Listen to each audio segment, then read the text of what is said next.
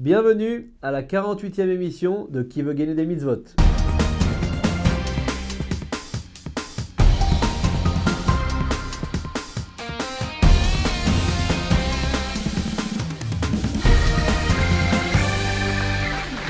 On reçoit aujourd'hui notre ami Elazar Cohen qui habite à Bétard. Qu'est-ce que tu fais dans la vie? Je suis Avrère, étudie. Étudier au Kollel, très bien. Et pour quelle association tu viens jouer aujourd'hui? Donc pour mon Kollel, Kollel de Chaim Dahan, Kiryat Sefer. Quelle est la particularité du Kollel? Combien d'étudiants? Où est-ce qu'il se situe? Il se trouve donc à Kiryat Sefer, comme j'ai précisé. Il y a 18 Avrechim. Le but de l'étude, c'est Shulchan Aruch final, c'est-à-dire on commence l'Halacha depuis la Gemara Jusqu'au Shulchan Aruch. l'Halacha Psuka. Très bien. Eh ben, on souhaite beaucoup de bonne chance à ce Kollel et à toi dans cette émission. La cagnotte est à 0. Est-ce que tu connais les règles du jeu? Pas tout à fait. Alors on va les répéter, les règles du jeu, c'est parti. Les règles du jeu sont simples. 5 questions posées au candidat avec 3 options de réponse. En choisissant l'option roule, le candidat a le choix entre 2 réponses et gagne 100 shekels qu'il reverse à une association. L'option Mshenfa lui donne le choix parmi 4 réponses pour espérer reverser 300 shekels à l'association de son choix. Ou encore l'option Blata qui permet de gagner 500 shekels en donnant directement la réponse sans choix de réponse. Première question, Elazar. Qui fut le premier fils de Lot? En quel mode tu souhaites répondre?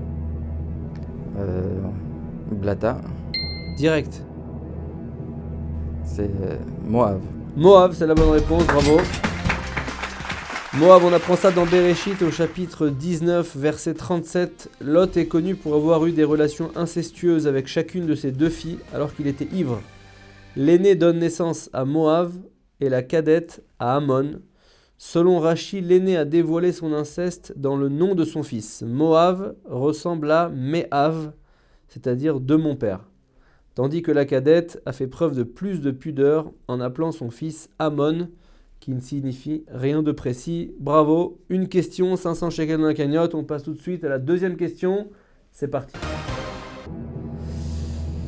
Dans la paracha de Vayera, Dieu demande à Abraham de prendre son fils, son unique qu'il aime. Selon le Midrash, Abraham pense à quel fils à cet instant de son dialogue avec Dieu? Donc Blata. Blata, tu m'as dit que tu n'étais pas tunisien. Ouais, il va falloir que je le devienne, j'ai pas le choix.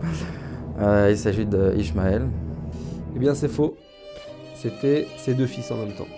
Abraham, connu pour être l'homme et même le pilier du chesed, la bonté par excellence, aimait profondément ses 2 fils, même s'il savait que c'est Yitzhak, le fils de Sarah, qui serait son héritier spirituel. Le Midrash ramène le dialogue suivant entre Dieu et Abraham.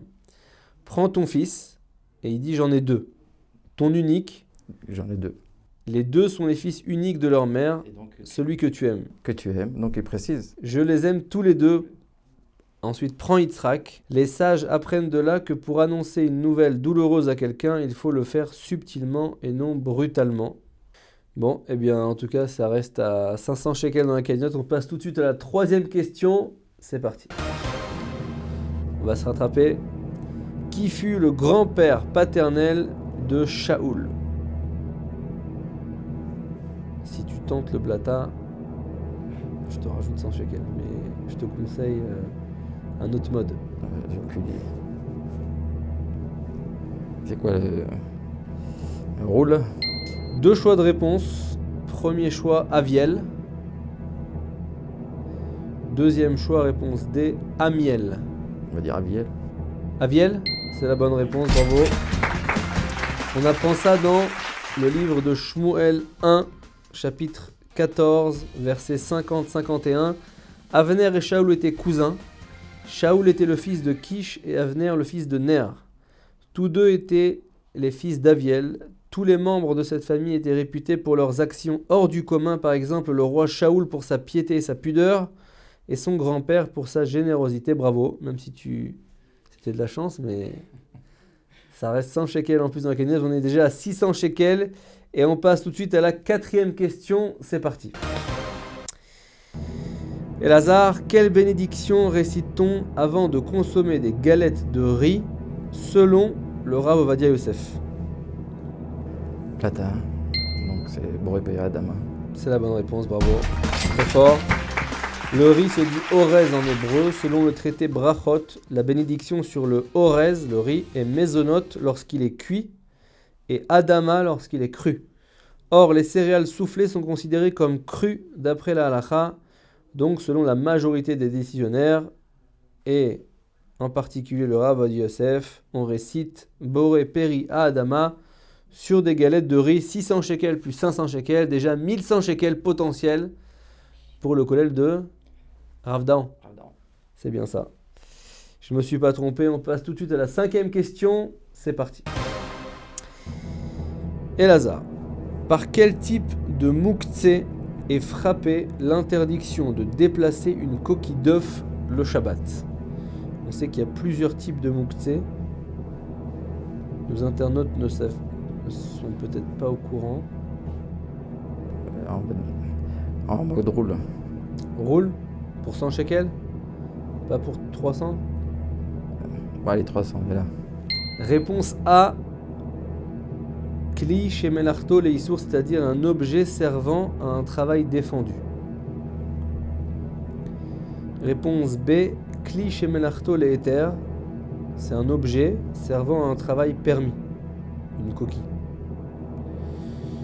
Ou Mouktsé Mechamad Goufo, il est Mouktsé par nature, une coquille d'œuf. Ou Mouktsé Mechamat Chisaronkis, c'est un objet qui risque de perdre de sa valeur, une coquille d'œuf. Donc c'est la réponse C. Réponse C, c'est la bonne réponse, bravo. Toi, je t'ai fait gagner 200 shekels. Les sages ont interdit de déplacer certains objets afin d'accentuer la différence entre le Shabbat et la semaine. Mais les lois concernant ces objets dépendent de la catégorie de Mouktsé en question.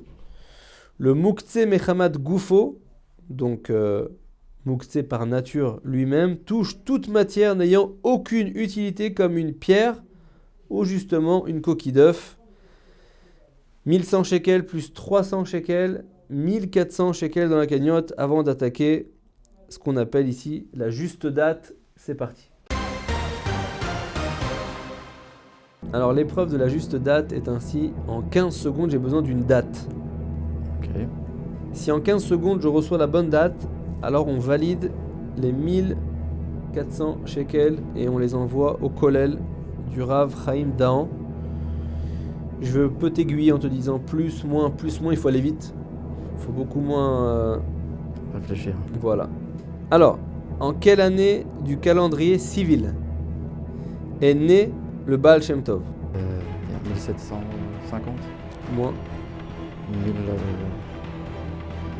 1600, plus, 1650, plus, 1770, plus, 1780, plus, 1690, plus. 1600. C'est terminé. Dommage. Dommage. On y était presque, parce que c'était 1698. En tout cas, voilà, tu as été un très très bon candidat. Dommage. Merci d'être venu. Merci. Est-ce que tu veux peut-être encore nous parler du kollel du Rav Chaim Dahan? C'est un kollel très intéressant. On y apprend beaucoup de choses. C'est un kollel qui forme les Avrahim à des niveaux relativement grands et intéressants, comme je l'ai précisé. C'est en partie une construction d'un bon juif qui apprend à arriver au but, c'est-à-dire l'halakha. Donc il commence à étudier du début de la Mishnah, la Gemara, etc. Et il ouvre tous les Rishonim pour arriver au Tour, Shulchan Aruch et à la halakha finale. C'est un système d'études relativement Très bien. Constructif. Alors tout celui qui veut étudier dans ce kollel ou aider financièrement ce kollel, il peut appeler ce numéro de téléphone qui s'affiche sous votre écran. Merci beaucoup, à la semaine prochaine pour un nouveau Qui veut gagner des millions.